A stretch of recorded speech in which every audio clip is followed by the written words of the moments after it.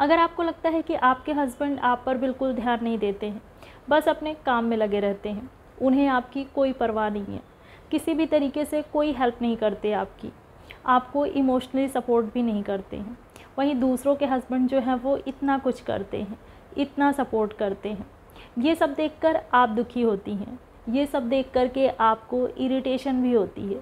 तो ऐसे में आप क्या करें, आज इसी को लेकर बात करूँगी। Hi, my name is Preeti and welcome to my channel Jazba. तो चलिए स्टार्ट करते हैं और बात करते हैं।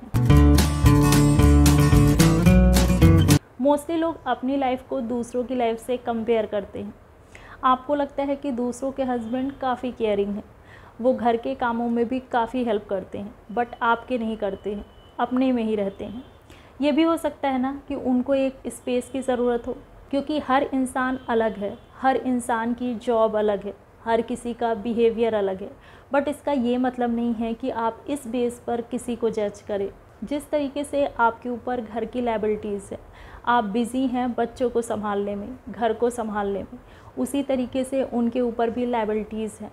उसी तरीके से वो अपने काम में, अपने जॉब में बिज़ी हो सकते हैं। उन्हें भी अपने फ्यूचर को सिक्योर करना है।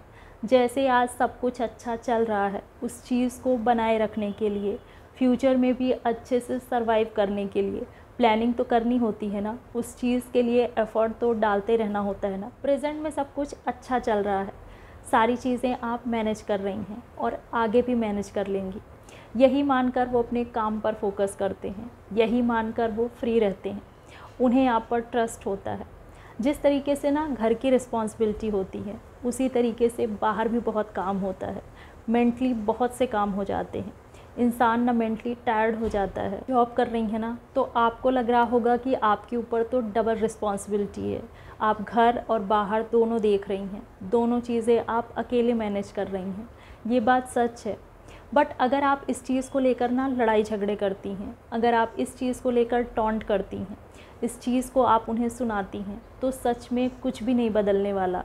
सच में वो आपकी परवाह बिल्कुल नहीं करेंगे और धीरे धीरे करके आप दोनों में डिस्टेंस आ जाएगा। कभी कभी ना चुप रह कर के भी हम सामने वाले को बहुत कुछ एहसास दिला सकते हैं। अगर आप बात बात पर टोकेंगी ना, या फिर आप बात बात पर शिकायत करेंगी, या आप लड़ाई झगड़ा करेंगी, तो ऐसे में ना उनका जो ईगो है ना, वो बहुत जल्दी बाहर आ जाता है। फिर वो ना आपको समझेंगे और ना ही वो आपकी परवाह करेंगे।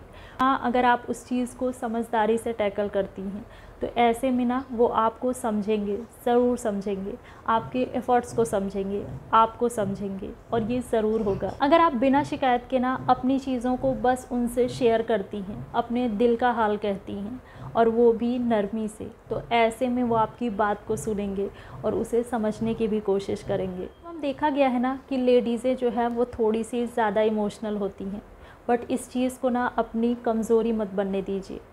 अपने अंदर थोड़ा सा पेशेंस और समझदारी लाइए।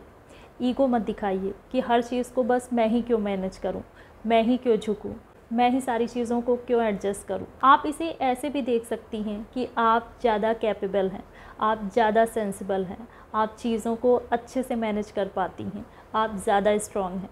कुल मिलाकर आपको पॉजिटिव सोचना है, आपको नेगेटिव चीज़ें नहीं सोचनी है, अपने मन को समझाना है, अपने मन को अपने कंट्रोल में लेना है। ये आपको कमज़ोर नहीं करेगा, ये आपको किसी के आगे बेचारा नहीं बनाएगा, बल्कि आपको और स्ट्रॉन्ग बनाएगा, आपका कॉन्फिडेंस और अच्छा होगा। कभी कभी ना चीज़ें थोड़ी सी गड़बड़ हो जाती हैं, हम पर काफ़ी काम पड़ जाता है, जिसकी वजह से हम फिज़िकली और मेंटली दोनों ही टायर्ड हो जाते हैं, और इसकी वजह से ना हम इरिटेट होने लगते हैं, हम अपना पेशेंस खोने लगते हैं।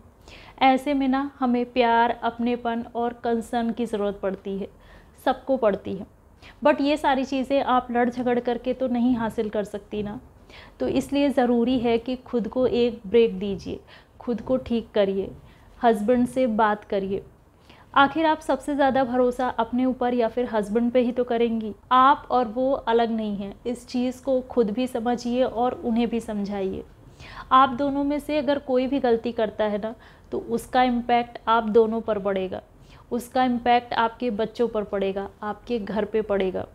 इसलिए जो भी चीज़ें हैं ना, उसे मिलकर संभालिए, एक दूसरे की केयर करिए, चीज़ों को साथ में हैंडल करिए, एक दूसरे की केयर करिए, यही आप लोग की लाइफ को ईजी बनाएगी। अगर मन में एक दूसरे के लिए ना फीलिंग्स हैं, अगर रिस्पेक्ट है, तो ऐसे में ना आपको किसी दिखावे की ज़रूरत नहीं। आजकल दिखावा बहुत चलता है, बट आपका रिश्ता ना इन सब से ऊपर है। आप प्यार को जताना भी ज़रूरी है, कंसर्न दिखाई भी देना चाहिए और वो दिखेगा भी, लेकिन तब जब आप उस चीज़ को देखना चाहेंगी, जब आपका मन शांत होगा, जब आप उस चीज़ को फील करने लायक होंगी, जब आप अपना कंपेयर दूसरों से नहीं करेंगी, तभी आपको सब दिखेगा। हर इंसान अलग है, हर किसी की पसंद अलग है, हर किसी का नेचर अलग है।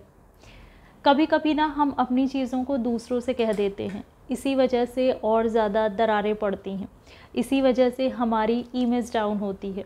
कभी कभी हम उस चीज़ की बहुत ज़्यादा शिकायत कर देते हैं या फिर उसे हम टॉन्ट करने लगते हैं, टाइम और जगह नहीं देखते हैं, कुछ भी बोल जाते हैं। मन में जो एक दूसरे को लेकर के फीलिंग्स और रिस्पेक्ट होता है ना, उस पर बहुत बुरा असर पड़ता है।